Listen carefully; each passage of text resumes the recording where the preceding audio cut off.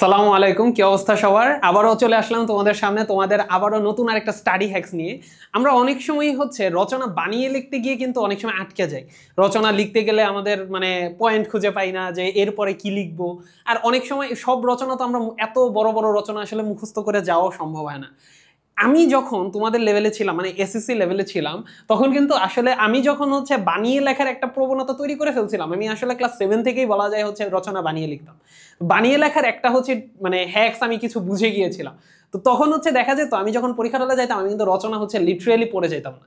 রচনা না পড়ে গিয়েই আমি যাইতাম, রচনা দেখতাম যেটা আমার জন্য সবচেয়ে বেশি আমি পারতাম, ওই রচনাটা লিখে দিয়ে আসতাম। সো তোমরা যাতে এই সেম জিনিসটা করতে পারো, কনফিডেন্সের সাথে রচনা বানিয়ে লিখে আসতে পারো, এই হ্যাক্সটা ইনশাল্লাহ আজকে তোমাদের সাথে শেয়ার করব। চলো আমরা প্রথমে কিছু জিনিস নিয়ে আলোচনা করি, আসলে আমরা রচনা কিভাবে বানিয়ে লিখতে পারি। প্রথম কথা ভাইয়া, বাংলা দ্বিতীয় পত্রের ক্ষেত্রে একটা সুবিধা কিন্তু আছে, ইংরেজির চাইতে বাংলাতে একটা সুবিধা আছে, বাংলায় ভোকাবুলারি নিয়ে কোনো সমস্যা নেই। তুমিও বাংলা ভাষাভাষী মানুষ, আমিও বাংলা ভাষাভাষী মানুষ, আমরা চাইলে বাংলাতে কবিতা, উক্তি, যা ইচ্ছা সবকিছু নিজেরাই বানাইতে পারি। এইটা একটা খুবই সহজ একটা জিনিস আমাদের জন্য। সো প্রথম কথা তুমি এমন রচনা চয়েস করতে হবে। প্রথম জিনিসটা পয়েন্টটা রচনা সিলেকশন। রচনা সিলেকশন, এখন রচনা সিলেকশন বলতে কি বোঝাচ্ছি? রচনা সিলেকশন মানে ভাইয়া, তুমি এমন একটা রচনা সিলেক্ট করবা যেই রচনাটা আসলে তুমি খুব ভালোভাবে পড়ছো এবং তুমি অনেকবার এই রচনাটা লিখছো। যেমন ধরো একটা জিনিস খেয়াল করবা, বাংলা দ্বিতীয় পত্রে কিন্তু তুমি পিচ্চিকাল থেকে যে পড়ে আসতেছো না, যেই রচনাগুলা, এই রচনাগুলাই গতানুগতিক ধারায় কিন্তু আসে। যেমন ধরো দেশপ্রেম, অধ্যবসায়, দৈনন্দিন জীবনে বিজ্ঞান বা কৃষিকাজে বিজ্ঞান, এই রচনাগুলা ছোটবেলা থেকে পড়ে আসে মানুষ। অধ্যবসায়, দেশপ্রেম, এগুলো তো পড়তে পড়তে, বাংলাদেশের মুক্তিযুদ্ধ, ভাষা আন্দোলন, এই রচনাগুলা যে কন্টিনিউয়াস ছোটবেলা থেকে পড়ে আসতেছো না, এই যেই রচনাগুলা তুমি তোমার মাথায় একদম গেঁথে আছে, যেই রচনাগুলার প্রতিটা উক্তি, প্রতিটা কবিতা তুমি সবচেয়ে ভালো পারো এবং যেগুলো তুমি কন্টিনিউয়াস লিখছো, এমন রচনা তুমি সিলেক্ট করবা। এমন রচনা যদি ধরো কমন পড়লো না, তাহলে এই ধারার কোন রচনা আছে, ধরো অধ্যবসায় তুমি অধ্যবসায় সবসময় পড়ে আসছো, কিন্তু পরীক্ষার হলে আসলো শ্রমের মর্যাদা, তাহলে শ্রমের মর্যাদার সাথে অধ্যবসায়ের একটা রিলেট করা যায় না? অধ্যবসায়ের সাথে শ্রমের মর্যাদার একটু কাছাকাছি হয় না? এখন আবার ধরো তুমি দেশপ্রেম পড়ছো, এখন আসছে পরীক্ষায় আসছে বাংলাদেশের সৌন্দর্য বা বাংলাদেশ রিলেটেড কিছু একটা আসছে। সো দুইটা কিন্তু কাইন্ড অফ এক বাটখারার মধ্যে, একই দাড়ি পাল্লায় ফালানো যায়। সো যেই রচনাগুলা তোমার মনে হচ্ছে যে এই টাইপের রচনা তুমি পড়ছো, সেই ধরনের রচনাগুলা তুমি সিলেক্ট করবা। আর এই রচনাগুলো সিলেক্ট করা আসলে খুবই সহজ। তোমাদের বিগত বছরে যে কোয়েশ্চেনগুলো আসছে না, ওই কোয়েশ্চেনগুলো যদি তুমি একটু অ্যানালাইসিস করো, তুমি পেয়ে যাবা যে কোন রচনাটা বেশি আসছে। আমি তোমাদেরকে বলবো, তোমরা বিজ্ঞান রিলেটেড যেই রচনাগুলো আছে, সেই রচনাগুলা একটু সিলেক্ট করার চেষ্টা করবো। বিজ্ঞান রিলেটেড বলতে আধুনিক জীবনে বিজ্ঞান, কৃষিকাজে বিজ্ঞান, অথবা তোমার ধরো বিজ্ঞান রিলেটেড কম্পিউটার, তারপর হয়তো বা ইন্টারনেট, এই টাইপের রচনাগুলা সিলেক্ট করার চেষ্টা করবা। এছাড়া কমন রচনা, অধ্যবসায়, দেশপ্রেম, বাংলাদেশের মুক্তিযুদ্ধ, ভাষা আন্দোলন, এই টাইপের রচনাও কিন্তু সিলেক্ট করতে পারো। এই রচনাগুলা কিন্তু আমরা কন্টিনিউয়াস পারবো, আমরা কিন্তু বানায়ও লিখতে পারবো। বিজ্ঞান নিয়ে তুমি কি অনেকগুলো পয়েন্ট বানায় লিখতে পারবা না? কারণ যারা সায়েন্সের স্টুডেন্ট আছে তাদের জন্য তো সহজ, যারা কমার্সের স্টুডেন্ট তারাও কিন্তু ডিভাইসের সাথে সবাই অনেক বেশি পরিচিত। সো বিজ্ঞান নিয়ে আসলে অনেক কিছু লেখা যায়। বিজ্ঞানের একটা উপকারিতার প্রতিটা লাইন থেকে তুমি একটা করে পয়েন্ট বানাইতে পারবা। তো তার প্রথম কাজ গুড রচনা সিলেকশন করতে হবে, যেটার মধ্যে বেশি বেশি তুমি পয়েন্ট লিখতে পারবা। দ্বিতীয় কথা তোমাকে পয়েন্ট বেশি করে লিখতে হবে। এইটা ওই প্রথমটার সাথে মিলা যায়, পয়েন্ট বেশি লিখতে হবে, পয়েন্ট বেশি লিখতে হবে। এখন ভাইয়া, পয়েন্ট বেশি তুমি বানায় তখনই লিখতে পারবা যখন কোনো একটা রচনা সম্পর্কে তোমার ভালো ধারণা আছে। তার ফার্স্ট পয়েন্ট, আমি যেটা ফার্স্ট লাইনটা লিখছি, আর সেকেন্ডটা, দুইটা আসলে কাইন্ড অফ একটা আরেকটার সাথে ওতপ্রোতভাবে জড়িত। তুমি ভালো রচনা, যেটা তুমি ভালো পারো, এমন রচনা সিলেক্ট করলে তুমি ওইটার পয়েন্ট এমনিতেই বেশি লিখতে পারবে। এখন ভাইয়া কথা ভাইয়া পয়েন্ট বানাবো কিভাবে? তুমি বইয়ের মধ্যে দেখবা খুবই কম পয়েন্ট দেওয়া। তুমি যে কোনো বই দেখো, বইয়ের মধ্যে আসলে নর্মালি একটা রচনা লিখতে গেলে তুমি ধরো 20 নম্বরের একটা রচনা লিখবা, নর্মালি যে কোনো মানুষ 20 থেকে 25টা পয়েন্ট তোমার আসলে লাগে। এই কথাটা মিনিমাম তুমি 20 থেকে 25টা পয়েন্ট তুমি দেওয়ার চেষ্টা করবা। তাহলে 20 থেকে 25টা পয়েন্ট দিলে তোমার কয়টা লাভ আছে আমি একটু পরে আসতেছি। তুমি পয়েন্ট যখন বেশি বেশি দিবা, তুমি পয়েন্টগুলো কি নীলকালি দিয়ে লিখবা না, তখন টিচার আসলে বুঝবে যে না, এই ছেলের রচনার মধ্যে অনেক বেশি কন্টেন্ট আছে, এই ছেলে শুধু হচ্ছে পেজ ভরে নাই, বরং পেজের মধ্যে প্রতিটা পেজের মধ্যে সে লিখছে কিছু। সো পয়েন্ট বেশি বেশি দেওয়ার চেষ্টা করবা, ঠিক আছে? এরপরে তারপরের যেই জিনিসটা আমি বলতে চাই সেটা হচ্ছে বেশি বেশি কবিতা আর উক্তি। কবিতা, উক্তি, কবিতা, উক্তি। চেষ্টা করবা এই যে 20 থেকে 25টা যে পয়েন্ট লিখবা তুমি, এই প্রতিটা পয়েন্টে চেষ্টা করবা একটা করে কবিতা, কবিতা না পারলে উক্তি, উক্তি দেওয়ার চেষ্টা করবা। এগুলা কি, তুমি যেই রচনাটা কন্টিনিউয়াস লিখে আসতেছো, ধরো ভাষা আন্দোলন, ভাষা আন্দোলনের মধ্যে তুমি ভাষা নিয়ে কতগুলা গান আছে, ধরো আমার ভাইয়ের রক্তের আঙুনে 21শে ফেব্রুয়ারি, আমি কি ভুলিতে পারি, তারপর আবার তোমার আরো অনেকগুলা কবিতা তুমি পড়ছো, তোমার বইয়ের মধ্যেও আছে। তারপর বিভিন্ন সময় তুমি হচ্ছে বিভিন্ন রাইটারের হচ্ছে ভাষা আন্দোলন নিয়ে তুমি বিভিন্ন উপন্যাস পড়ছো, উপন্যাসের লাইনগুলোও তুমি দিয়ে দিতে পারো। সো এই জিনিসগুলা থেকে তুমি কবিতা এবং উক্তি, প্রতিটা যে কমন রচনাগুলো আছে, তুমি চেষ্টা করবা 20 থেকে 25টা হচ্ছে কবিতা বা উক্তি মুখস্থ করে ফেলার, যে কোন মনীষী হচ্ছে কোন কথাটা বলছে। এইখানে একটা ফাঁকিবাজির কথা বলি, 4 নম্বর পয়েন্টে আমি আসতেছি, ফাঁকিবাজি। এই ফাঁকিবাজিটা একটু তোমরা ট্রাই করতে পারো। ফাঁকিবাজিটা হচ্ছে, এখন লাস্টের আমরা যখন ফাঁকিবাজিটা একটু আমি এক্সপ্লেইন করি ভালো করে। ফাঁকিবাজিটা এক্সপ্লেইন করার জন্য যেটা করতে হবে, সে ফাঁকিবাজি হচ্ছে তুমি কয়েকটা ভাবে করবা। প্রথমে হচ্ছে পেজে লেখার ক্ষেত্রে, ধরো এইটা হচ্ছে একটা পেজ, বুঝছো? এই পেজের মধ্যে ধরো তুমি একটা পয়েন্ট লিখলা, ধরো ভূমিকা লিখলা, ভূমিকা। এখন অনেকে করে কি, এইখানে আচ্ছা আমি এইখানে ভূমিকা না, ধরো প্রথমে হচ্ছে তুমি তো লিখবা রচনার 1 নং প্রশ্নের উত্তর, এই 1 নং প্রশ্নের উত্তর গেল, এরপরে রচনার টাইটেল দিলা, এইটা 2 লাইন চলে গেল, 2 লাইনের পরে একটু নিচের থেকে লিখবা ভূমিকা।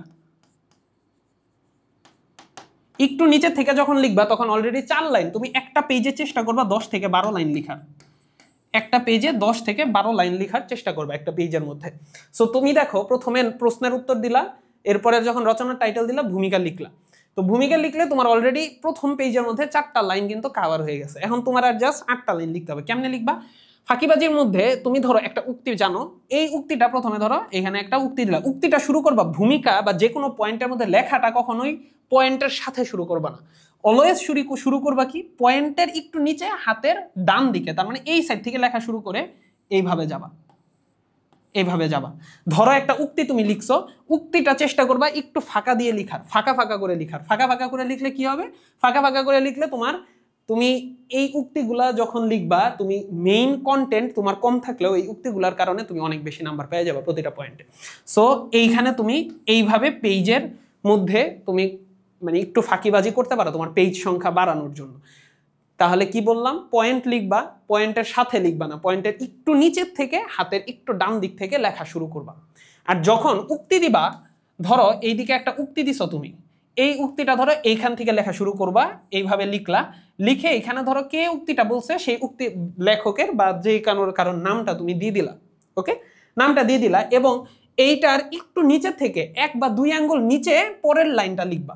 তাহলে কি হইলো? এইখানেও কিছু ফাঁকিবাজি করলা না তুমি পেজের মধ্যে। তোমাকে কিন্তু আমি বলতেছি না যে একটা পেজের মধ্যে তুমি এমনি এমনি লেখা, এইখানে একটা লাইন, এইখানে একটা লাইন, এইখানে একটা লাইন, তাইলে কিন্তু মানে টিচার তোমারে পুরাপুরি কাইটা দিবে পেজটা। কিন্তু তুমি এখানে ফাঁকিবাজিটা করবে এমন ভাবে যাতে টিচারও খুশি হয়, তোমার স্বার্থও হাসিল হয়। তার মানে তুমি উক্তি যখন বসাবা বা পয়েন্ট যখন বেশি বেশি দিবা, তখন কিন্তু পয়েন্ট দেওয়ার কারণে তোমাকে পয়েন্টের একটা লাইন লেখা লাগতেছে না, আর প্লাস হচ্ছে তুমি একটু নিচের থেকে শুরু করতে পারতেছো, তোমার লাইন সেভ হবে। আর যখন বেশি বেশি উক্তি দিবা, উক্তির কারণেও উক্তির 2 আঙ্গুল নিচের থেকে পরের লাইন লেখা শুরু করবা, আর উক্তির উপরে 2 আঙ্গুল গ্যাপ দিবা, তাহলে 2 2 4 লাইন কিন্তু তোমার সেভ হয়ে যাচ্ছে। আচ্ছা, এখন আসো ভাইয়া আরেকটা ফাঁকিবাজির কথা বলি। আরেকটা ফাঁকিবাজি হচ্ছে উক্তি আর কবিতা নিয়ে। আমি যখন এসএসসিতে পরীক্ষা দিই, এসএসসি না তোমার যখন আমি স্কুলে টেস্ট পরীক্ষা দেই বা এসএসসিতেও, তখন হচ্ছে আমি করছিলাম কি জানো, আমি তো ইচ্ছা মতো রচনার ইগুলা লিখছি, পয়েন্ট ইচ্ছা মতো লিখছি, মানে প্রতিটা লাইন থেকে বানাইতাম। প্রতিটা লাইন থেকে বানানো বলতে ধরো বিজ্ঞানের উপকারিতা আছে না, উপকারিতার যতগুলো, ধরো কৃষি ক্ষেত্রে বিজ্ঞান, তারপর শিল্পক্ষেত্রে বিজ্ঞান, চলাচলের ক্ষেত্রে বিজ্ঞান, তারপর হচ্ছে যা পাইতাম মহাকাশে বিজ্ঞান, এই সেই, মানে দেখো এই যে আমি পয়েন্টগুলো বলতেছি, আমি কিন্তু কোনো ধরনের বই দেখে আসি নাই, আমি জাস্ট তোমাদেরকে বলতেছি, মানে মাথায় আমার হচ্ছে কন্টিনিউয়াস এগুলো, কারণ এইগুলো কি আমার ডে টু ডে লাইফের সাথে জড়িত। সো আমি ইচ্ছা মতো পয়েন্ট লিখতাম, আর প্রতিটা পয়েন্টের সাথে যখন একটা উক্তি বা কবিতা, এই উক্তি বা কবিতাগুলো নীলকালি দিয়ে লিখতাম। ঠিক আছে, নীল কালি দিয়ে লিখতাম। আরেকটা যে কাজ করতাম, মাঝে মাঝে অনেক উক্তি তো হচ্ছে আমি এতগুলো উক্তি তো মুখস্থ করতে পারতাম না, ধরো 20 থেকে 25টা উক্তি আমার মুখস্থ থাকতো না। আমি করতাম কি, কয়েকটা উক্তি নিজে নিজে বানাইতাম, যে এবং বানাইতাম কেমনে, আমি কিন্তু কোনো রাইটারের নাম দিতাম না যে অমুক বলেছেন এমন না। আমি দিতাম কি, তোমরা দিতে পারো এইভাবে, যে এই কারণে এই প্রখ্যাত মনীষী বলেছেন, একজন প্রখ্যাত মনীষী বলেছেন, ধরো মনীষী বলেছেন, তারপরে তুমি তোমার বানানো একটা উক্তি দিয়ে দিলা এখানে। তো আমি এই কাজটা করতাম। তোমরা চাইলে ফাঁকিবাজি করতে চাইলে লাস্টের দিকে এই কাজটা করতে পারো, প্রখ্যাত মনীষী বলেছেন। এখন টিচারের ঠেকা পড়ে নাই এই প্রখ্যাত মনীষীকে এটা খুঁজে বের করার। আর এই প্রখ্যাত মনীষীটা কি আসলে, এই প্রখ্যাত মনীষীটা হচ্ছে তুমি এখানে হচ্ছে বানাইছো। আর এছাড়া লিখতে পারো বিখ্যাত কবি বলেছেন, আমরা সবাই কবি তাই না, বিখ্যাত কবি বলেছেন। এইভাবে দিয়ে তুমি কি করতে পারো, নিচে একটা কবিতা বানাই ফেললা। একটা কবিতা বানাইতে আসলে কিন্তু 2 লাইনের একটা কবিতা বানাইতে কিন্তু আহামরি কিছু লাগে না, ঠিক আছে। 2 লাইনের একটা কবিতা বানাই দিলা, বা কবিতা যদি বানাইতে কষ্ট লাগে একটা উক্তি বানাই ফেললা। সো এইভাবে তুমি চাইলে কিন্তু তোমার মানে রচনাটার পেজ হচ্ছে ভরাইতে পারো, প্লাস হচ্ছে তুমি রচনাটাকে সুন্দর করে হচ্ছে টিচারের কাছে প্রেজেন্ট করতে পারো, এবং টিচার তখন তোমার রচনাটাকে একটু ভিন্নভাবে দেখবে এবং তোমাকে নাম্বার দিতে সে বাধ্য হবে, কারণ তুমি তোমার পেজের মধ্যে ঠিকভাবে ইউটিলাইজ করছো, তুমি তোমার উক্তিগুলা সুন্দরভাবে দিছো, এবং পয়েন্ট তুমি প্রতিটা জিনিস পয়েন্ট আকারে দেখাইছো। এবং পরীক্ষার লাস্টের দিকে যখন টাইম কম থাকে তখন চেষ্টা করবে আরো বেশি বেশি পয়েন্ট দেওয়ার, কারণ লাস্টের দিকে টাইম কম, তখন তো হচ্ছে এত মানে মাঝখান প্রতিটা পয়েন্ট বিশ্লেষণ করার তো টাইম নেই, তখন প্রতিটা লাইনের একটা করে টপিক পয়েন্ট বানায় ফেলবা। তখন পয়েন্ট বানাইলে কি হবে, তোমার পেজ আরো 3-4টা বাইরে যাবে, বুঝছো।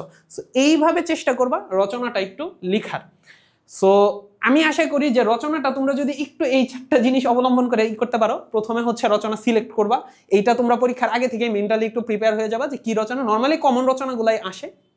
দ্বিতীয়টা হচ্ছে পয়েন্ট বেশি করে লিখতে হবে, পয়েন্ট হচ্ছে যত পারো বানাইতে থাকবা, পয়েন্টগুলো বানাইতে থাকবা, তোমার যেইটা মানে তোমার ধরো রচনা তুমি যা লিখতেছো লিখার মধ্য থেকে পয়েন্ট বানাবা।